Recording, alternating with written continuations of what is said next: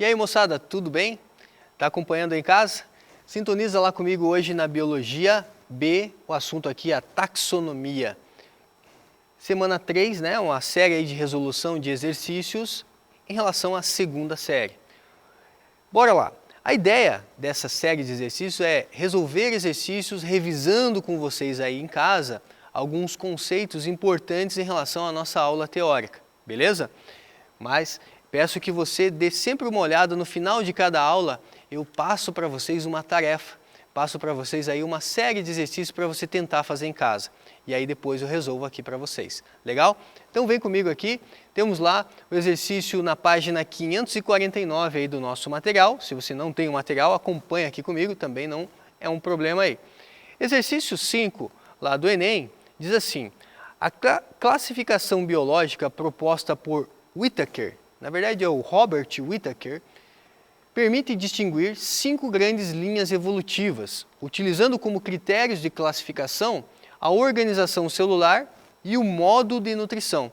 Então o que Robert Whittaker fez? Ele classificou os seres vivos através da sua organização celular e do seu modo de nutrição. Essa é uma classificação hoje, inclusive, né, uma das mais aceitas, aí, uma das mais utilizadas aí nos vestibulares, que é aquela classificação lá dos 5 reinos, dos 5 grandes reinos, né? Você tem lá o que? O reino Monera, que é o reino das bactérias e cianobactérias. Tem o reino protista, né, que hoje, atualizando o nome, nós temos o reino protoquitista. Quem faz parte do reino protoquitista? Nós temos os protozoários, as algas, né, unicelulares e as algas multicelulares também fazem parte do reino protoquistas, certo? E mais recente aí também os mixomicetos, certo? Dentro do reino fungi nós temos os fungos, reino plante, as plantas e o reino animalia, o reino dos animais. Então essa classificação do Robert Whittaker, que é uma classificação baseada em organização celular e modo de nutrição. E temos uma classificação que é do Carl Weise, né? Então ele falou aqui do Robert Whittaker e ele vai falar aqui do Carl Weise e seus colaboradores, com base na comparação de sequências que codificam um RNA ribossômico. Eu vou destacar aqui para vocês, ó, codificam um RNA ribossômico dos seres vivos. Estabeleceram relações de ancestralidade, então, a partir de uma molécula, né, gente, ali, um RNA ribossômico, uma comparação molecular, se as questões falarem assim, ele está falando do Carl Weise. Relações de ancestralidade entre grupos e concluíram que os procariontes do reino Monera não eram um grupo coeso do ponto de vista evolutivo. Então veja que ele separa aqui, ó, né, quando você fala do Weise, ele separa o reino Monera em 2 grandes domínios, o domínio Archaea e o domínio Eubactéria. Quando a gente fala domínio, né, quando você aprende lá, lembra do nome do rei? Está lá o rei, né? G. Quando você aprende lá, reino, filo, classe, ordem, família, né? Opa, aqui. Família, gênero e espécie, né? Você tem aqui as categorias taxonômicas. O nome do rei, rei ficofage. O reino, gente, é a categoria taxonômica máxima ali, certo? O que o Weise fez? Na verdade, ele vai criar o que a gente chama de super-reinos. Ele vai criar o que a gente chama de domínios, certo? Que é o domínio Archaea, o domínio bactéria, né, eubactéria, e o domínio Eucária, certo? São super-reinos ou domínios. Veja que o Weise, ele faz uma comparação, que é uma comparação molecular. O Weise foi bem inteligente quando ele pensou nisso, porque quando você pensa em seres vivos, bactéria tem ribossomo, cianobactéria tem ribossomo, qualquer ser vivo vai ter o ribossomo. Lembrando que o ribossomo é uma organela, né? Alguns autores nem consideram mais organela, mas o ribossomo é uma organela bem pequenininha que não tem membrana. Ele é formado por RNA ribossômico e proteínas. 50% de RNA ribossômico, 50% de proteínas. Então o Weise foi bem inteligente quando ele usa essa comparação molecular. E ele percebeu que as bactérias, elas não são tão coesas. E ele separou o grupo das bactérias em 2 grupos. Legal? Vamos lá. A diferença básica nas classificações citadas é que a mais recente, então ele está falando do WESE, está falando da classificação a partir dos 3 domínios, se baseia fundamentalmente em tipo de células, não, organização celular, ele falava do Whittaker. Aspectos ecológicos, não, são aspectos moleculares, né? Relações filogenéticas, talvez muitos de vocês vão ler e falar, cara, não sei o que é uma relação filogenética, deixa aí de lado por enquanto. Propriedades fisiológicas, propriedade de funcionamento, não, é uma comparação molecular, né? É uma comparação em termos de estrutura molecular. Características morfológicas, não é uma característica em termos de forma, né? Ah, esse ser vivo é assim, esse outro tem uma forma. Não é em termos de forma. Então sobra para a gente relações filogenéticas. Ah, professor, eu teria que ir por exclusão, então? Não. Por quê? Porque filogenia está falando do que, gente? A filogenia está falando de parentesco. A filogenia está falando de ancestralidade. Então, quando no exercício ele falou para mim, Carl Wese, né, olha só, Wese e seus colaboradores, com base na comparação de sequências que codificam o RNA ribossômico dos seres vivos, estabeleceram relações de ancestralidade. Filogenia quer dizer, existe ali um grau de parentesco, certo? Uma relação de ancestralidade.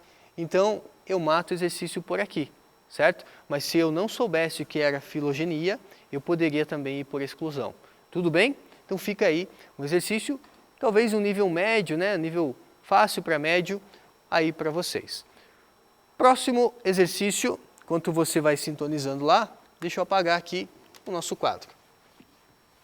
Página 549, você vai encontrar lá o próximo exercício, exercício 1. Tá aí, na tela para vocês. Esse exercício, gente, olha só, a identificação dos organismos vivos constitui uma etapa do trabalho de classificação, sendo a nomenclatura responsável pela atribuição de nomes científicos a esses organismos. Legal? Na nomenclatura binominal ou binomial, então existe uma regra, né, gente? Nomenclatura binominal, o primeiro nome e o segundo nome de uma espécie sempre indicam o quê?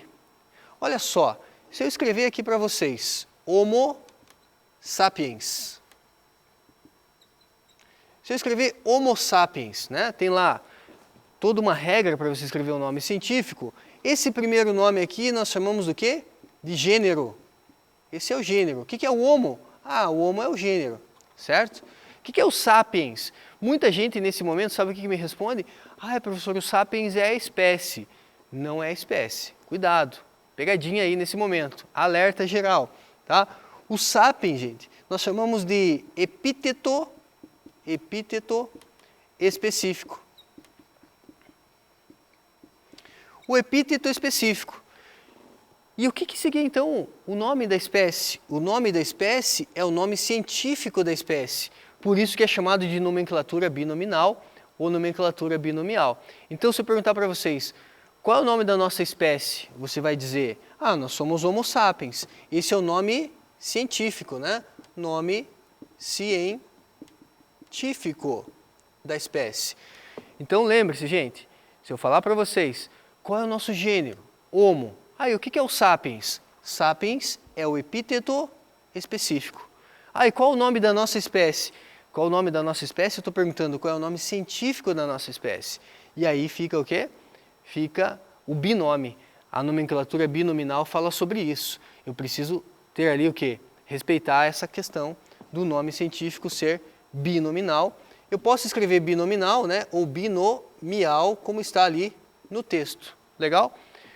Então agora ficou fácil. Na nomenclatura binomial, o primeiro nome e o segundo nome de uma espécie indicam respectivamente, ou seja, nessa ordem. O primeiro nome é o gênero e a família aos quais o organismo pertence? Não. O primeiro nome é o gênero? Sim.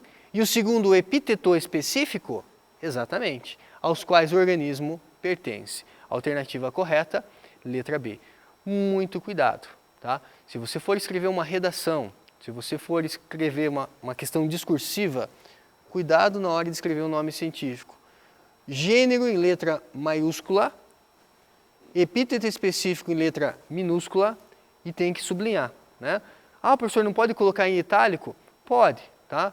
Normalmente a regra é o seguinte, se eu estou escrevendo à mão, eu sublinho, né? Porque fica mais fácil de visualizar um sublinhado do que um itálico, certo? Ah, professor, eu faço um itálico como ninguém. Não faça, né? Vai escrever à mão lá uma redação, precisa escrever um nome científico, sublinha, é mais seguro, beleza? Vai digitar um texto, cara, digitar um texto é mais fácil, né, de você visualizar no meio do texto uma palavra que está em itálico. Então, quando é digitado, eu priorizo o itálico.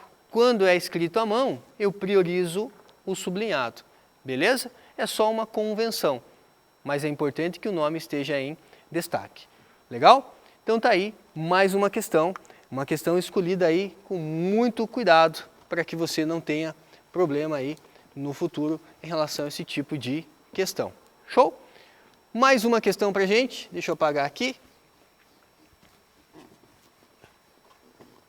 Dando uma revisada aí, né, em relação aos reinos dos seres vivos, temos aqui, ó, lá na página 549, você vai encontrar o exercício 2 que diz o seguinte: analisando um organismo em laboratório, um biólogo constatou nele as seguintes características.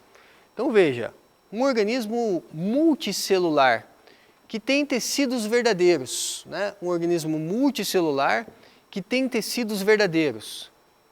Ausência de clorofila, ou seja, não faz fotossíntese, não é fotossintético. Tem várias células, tá? Várias células. Obtenção de alimento por ingestão, ou seja, ele ingere alimento. E é um organismo heterotrófico, é um organismo que não faz fotossíntese. Pode ser um protista? Não, né? Por que não pode ser protista? Quem faz parte do reino protista? Algas. Algas têm clorofila, né? Algas fazem fotossíntese, então ali fala que há ausência de clorofila. Protozoário não pode ser porque protozoário é unicelular, ele falou que é multicelular, então não pode ser protozoário. Fungos, cara, fungo, nesse caso, né, ausência de clorofila, obtenção de alimento por ingestão, é onde vai pegar. No caso do fungo, os fungos são heterotróficos, mas os fungos são heterotróficos, né, ali por um processo, né, que eles fazem uma digestão extracorpórea. O fungo ele elimina suas enzimas no ambiente e ele absorve, a digestão acontece fora do corpo. Nos fungos a digestão é extracorpórea, certo? Ele vai fazer a absorção já dos nutrientes digeridos. Show? Animalia? Pode ser animais, com certeza, né, vai ser aí animais. Um organismo multicelular, na verdade, até, galera, se você quiser deixar mais correto, pluricelular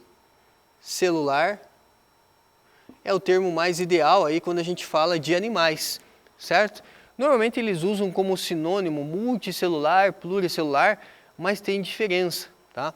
Pluricelular é o termo mais usual aí quando a gente fala de animais. Mas o exercício, né, ele usou multicelular como sinônimo, dizendo, olha, tem várias células, beleza?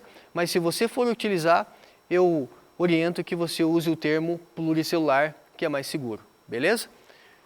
Plant, reino plant, não, porque tem ausência de clorofila, e reino monera, não, né? Porque no reino monera você tem os organismos que são todos unicelulares, certo? Unicelulares. Beleza, gente? Então, fechamos aí mais uma sequência, mais uma bateria de exercícios. E eu deixo aqui na tela uma tarefa aí para você fazer em casa, que vai ser retomada na nossa próxima videoaula. Beleza? Então tá lá na página, né? Você vai encontrar ali página 562, 563, exercício 1, 4 e 5. Tenta fazer esses exercícios que na próxima aula a gente resolve. Legal? Tchau, gente. Até a próxima.